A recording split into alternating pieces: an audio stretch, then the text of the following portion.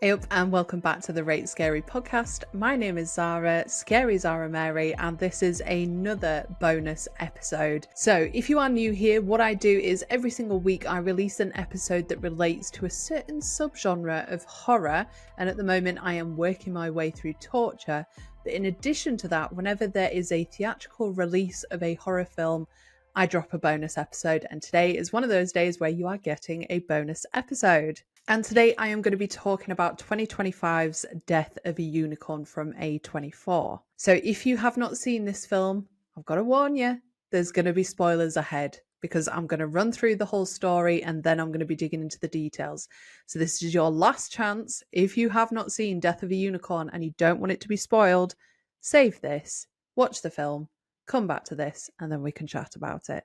Okay, so as usual, let's whiz through the story and then we can get into some of the details. Death of a Unicorn is about Elliot Kintner and his teenage daughter Ridley, who are spending a weekend at the estate of Elliot's boss Odell Leopold and his family, which includes his wife Belinda and their son Shepard. Now, while driving to their destination, Elliot unfortunately runs over a unicorn foal with his car. Ridley goes over to the unicorn and touches its horn, but in doing so, she experiences some strange cosmic visions. But Elliot very quickly stops this and bludgeons the creature with a tire iron. They bundle the unicorn into the back of the car and continue on their journey to the Leopold's estate. Shortly after their arrival, Ridley is clearly feeling very uncomfortable, especially at the fact that they've got a goddamn unicorn in the boot of their car, and she goes to the bathroom to wash her face to try and freshen up and get a grip of herself.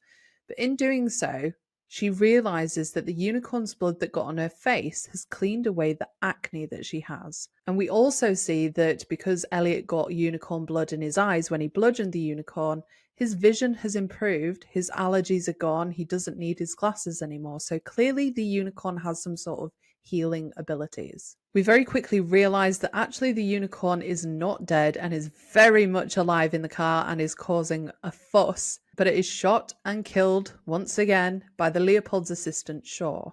It all comes out about the fact that the unicorn has these magical healing properties, and Odell suggests that they experiment with that. Odell has a group of scientists that works for him, which is led by Dr. Song, and they successfully create some sort of a concoction by grating off the unicorn's horn, and it cures Odell of his cancer. Elliot is clearly pleased by this because obviously he doesn't want his boss to die, but at the same time, Elliot was due to take on a senior role in Odell's business because of Odell's cancer. So it's not looking great for Elliot at this point. Because of this, Odell orders the unicorn to be taken for further testing in the lab, wanting to capitalize on its capabilities and knowing that this could make the family a hell of a lot of money.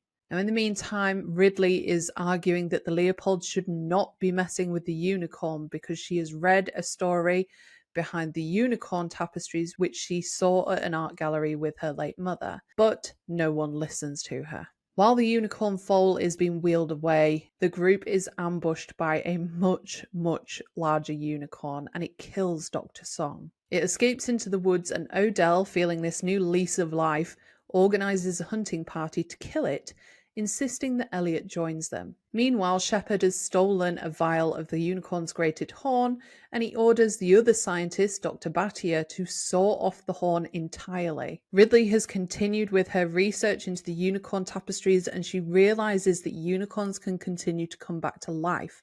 She attempts to text her father, Elliot, to tell him to head back because the unicorn is not dead and it's going to come after them. But at the very same time, Elliot and the hunting party find the older unicorn, but they are ambushed by a second one. And these two enormous unicorns slaughter several people, which include Shaw, the bodyguard, and Odell. The survivors quickly learn that those two larger unicorns are the parents of the unicorn foal that they have killed, and decide to offer them their child in the hopes that they will leave them alone.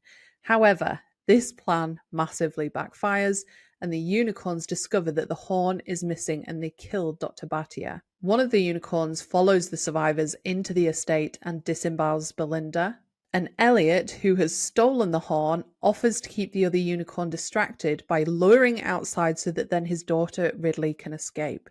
And the next morning, Ridley is unfortunately held at arrow point by Shepherd because he has learned that unicorns are docile towards pure-hearted maidens. And this is because he spent all night snorting grated unicorn horn and has suddenly had these miraculous visions about the unicorn tapestries and their history. At this point, the two unicorns arrive and they immediately lay themselves at the feet of Ridley to be comforted. While they're distracted, Shepherd ties up the legs of the unicorns and he asks for Elliot's help, but instead, Elliot stabs Shepherd with the horn, but Shepherd stabs him back with the arrow. Shepherd is bucked by one of the unicorns and dies, and Elliot dies from his injuries. But the unicorns bring him and their foal back to life with their magic by rubbing their horns together. As the film is wrapping up, Elliot and Ridley are promptly arrested after the Leopold's butler Griff, who had escaped earlier in order to get help, arrives with the police and see the many corpses that are lying around the estate and the Kintner's bloody clothes, and they assume that they have committed a mass murder. And as they are being driven to jail, with the police not convinced about unicorns rampaging all over the place, the three unicorns arrive, initially running alongside the car, but when they see the Kintners and their predicament, the unicorns help them out by running alongside the police car and ram it enough to swerve it off the road as the Kintners brace for impact to be able to escape. So there we have it. That is the story in a nutshell.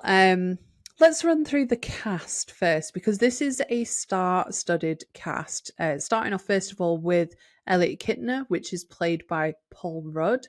He is a widowed father. He is clearly high up in Odell's business and is set to take on the business and has grand plans for what they can do with the business because of Odell's cancer, who can no longer run the business himself. Paul Rudd, typically, I absolutely love. I mean, he's a really likable guy anyway, but unfortunately in this, what I felt like is he's not likable at all. And I know his character is written to be that way. He's clearly in this to have an arc of putting business first before his family. And then in the end, he puts his family before business. I get that. But the guy feels like he's reading the script the entire time while held at gunpoint. It's like he's going through the motions. I just feel like this was a misstep for him in terms of casting. Maybe not for him, but certainly for whoever did the casting for this film. I just don't think he fits in that role. Similarly, we have Jenna Ortega, who plays his daughter, Ridley Kintner. I like Jenna Ortega. Again, she's a very likable actor, both her and Paul Rudd. So immediately you'd put them in this film and think, great, we have two leads there who we can immediately relate to. But unfortunately, I feel like with Jenna's character, Ridley, she's a massive walking cliche. Like, what did they do to her in this film? I have no idea what age she is supposed to be. Is she a teenager? Is she in her early 20s? I just don't understand. And the fact that she vapes, she's got a septum pierced. I know that's coming from me with someone who also has a septum pierced. Like, they've tried to make it alternative and a little bit edgy, a little bit artsy, like typical Gen Z, I feel, but to the point where it's not tongue in cheek. It is just completely cliche. And I feel like even Ortega falls flat in this film. And she's meant to be the one that we like, but because she's churning out essentially absolute nonsense, she's not being heard by the family. She's offering lines of sarcasm at every single opportunity. I could not get on board with her. Like, I honestly could not have given a shit if one of the unicorns rammed their horn through her forehead. And that's saying something, because then if we talk about the Leopold family, who are absolute whoppers but are designed to be that way, we have Richard E. Grant as Odell, which is Elliot's boss. He's got cancer.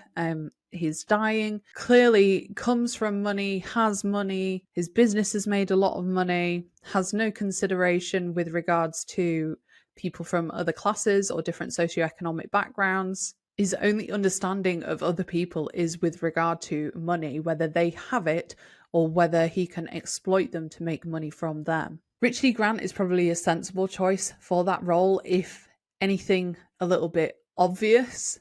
Given that we only had Saltburn, maybe 2 years ago, and he played that exact character. I really respect Richard E. Grant as an actor, but it just, again, felt like a really obvious choice for that role. We then have his other half, which is Belinda Leopold, played by Tia Leone. I didn't mind her so much. She had quite limited lines. I thought her delivery was great. If anything, I probably would have liked to have seen more of her because she is clearly the one that is pulling the strings in the background. And then lastly, we have Will Poulter as the son, Shepherd Leopold. A24 have used Will Poulter previously in Midsommar, and I'm pretty sure he played exactly the same character in that film as well. And I love Midsommar. It's one of my favourite films of all time. But I just feel with Will Poulter, I would like to see him in different roles now, especially recently. If we go off of Midsommar, off of this one, and also his place in the Marvel universe, that's the exact same character that he plays across all three, like kind of this buffoon, kind of the comedic relief. I would just like to see him as something more serious. That being said, like some of his jokes landed, but I just felt like he couldn't even redeem this film, which leads me quite nicely onto how those characters are written and the script. These characters are paper thin. The actors are given very little to work with. Like I'd said previously, they are all completely unlikable, which I understand is the intention, with the exception of Ridley, which I think we are meant to root for. But it does mean you are wasting your time watching the entire film, engaging in people that you just don't like. And where we are supposed to have emotional climaxes, they amount to nothing because you just do not give a shit about these people. And unfortunately, I think that comes down to Alex Schaffman, who was the writer and director for this film. It was first feature-length film for both for Alex, previously written and directed a number of shorts, worked as a producer on a number of TV shows and films. A24 are known for putting their faith in people who haven't necessarily written and directed feature-length films previously. I would hope that this is maybe a learning curve for Alex, because with every positive that is in the film, I felt like there were 3 or 4 negatives with regards to the writing.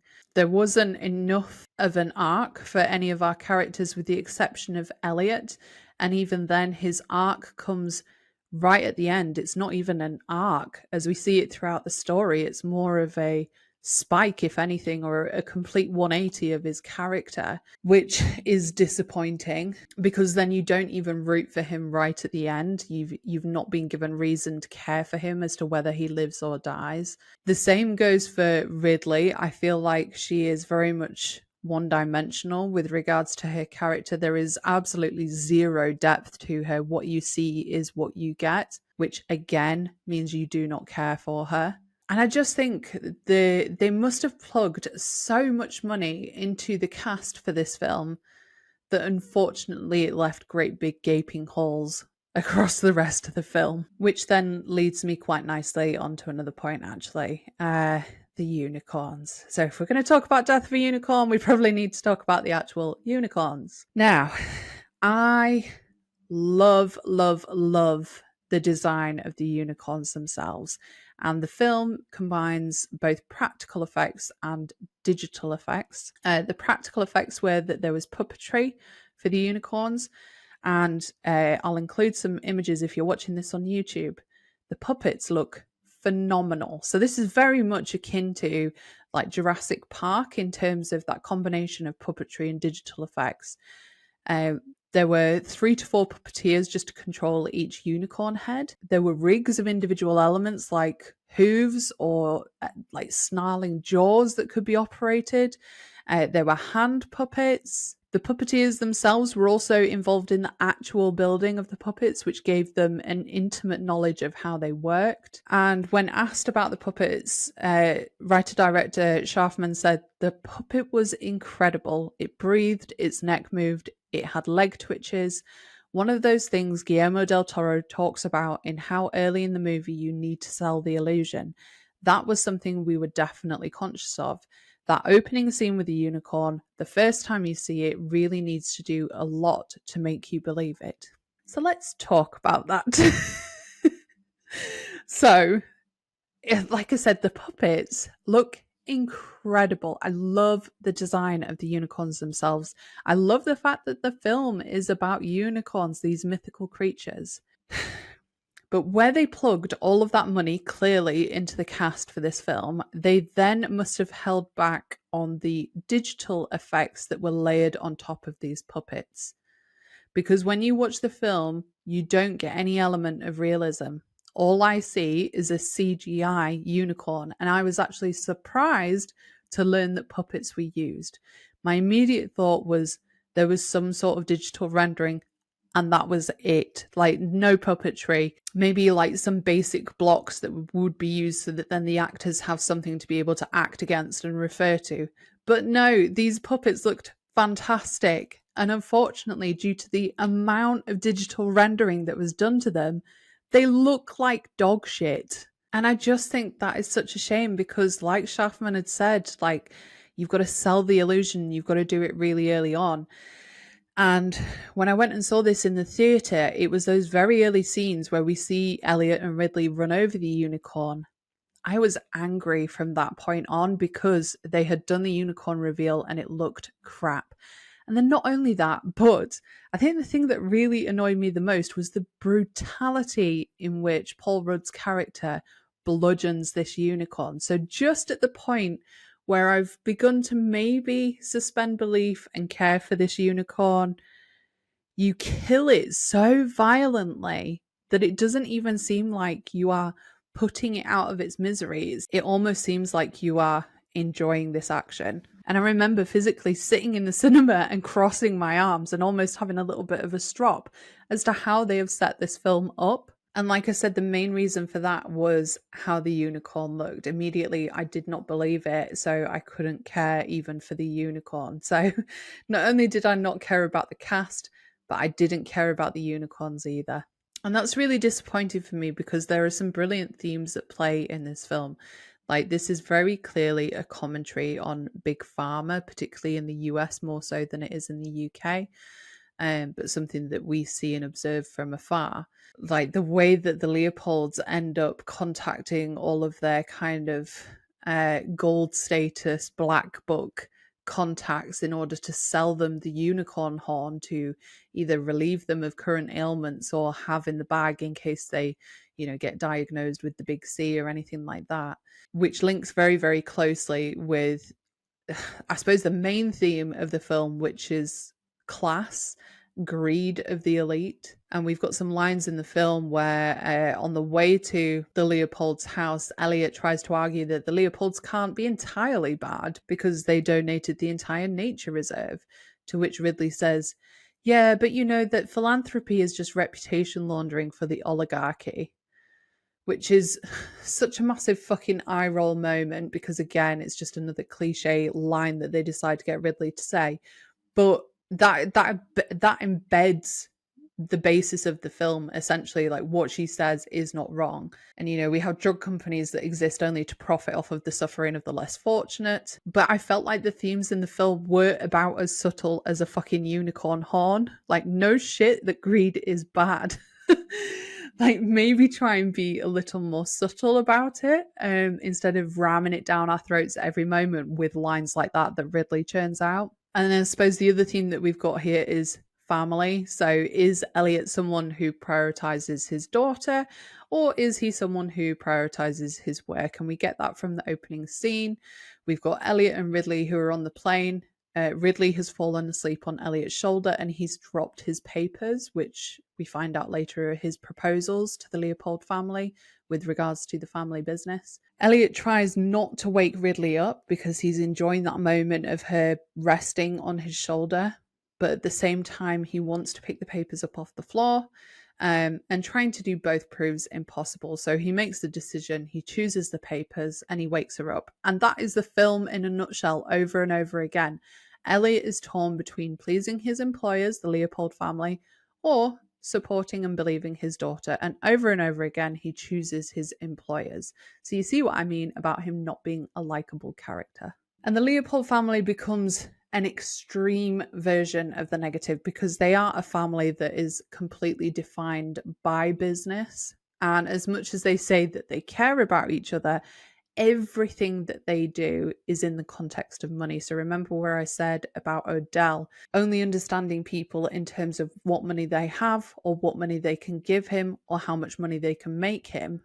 That is their entire family in a nutshell. And then the last thing that I wanted to touch on with regards to theming is the unicorns themselves, because I'm not going to get into the unicorn tapestries, but the unicorns and the Leopolds represent Elliot's internal conflict.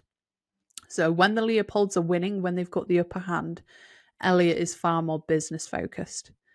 But when the unicorns gain the upper hand, it coincides with when Elliot is more focused on doing right by Ridley. So saving her, believing her, listening to her. And I think that was designed to make him more likable. But unfortunately, it just makes him seem flaky because whoever's winning, he's going to flop to their side. The last thing I want to talk about is the fact that this is a horror comedy, or at least it is marketed in that way. What I found with this film, and this might just be me, but I didn't find that the film delivered on any form of tension whatsoever. The unicorns, like I said, were really well designed, but because they were so poorly executed, it removed any level of fear that I should have for them. And it feels like the special effects people were sleeping on the job with this, not just with regards to the design of the unicorns, but actually when we do get those moments of horror, when we do get gore, they were poorly done in post rather than having any form of practical effects on set, which again just removed any level of fear from the film.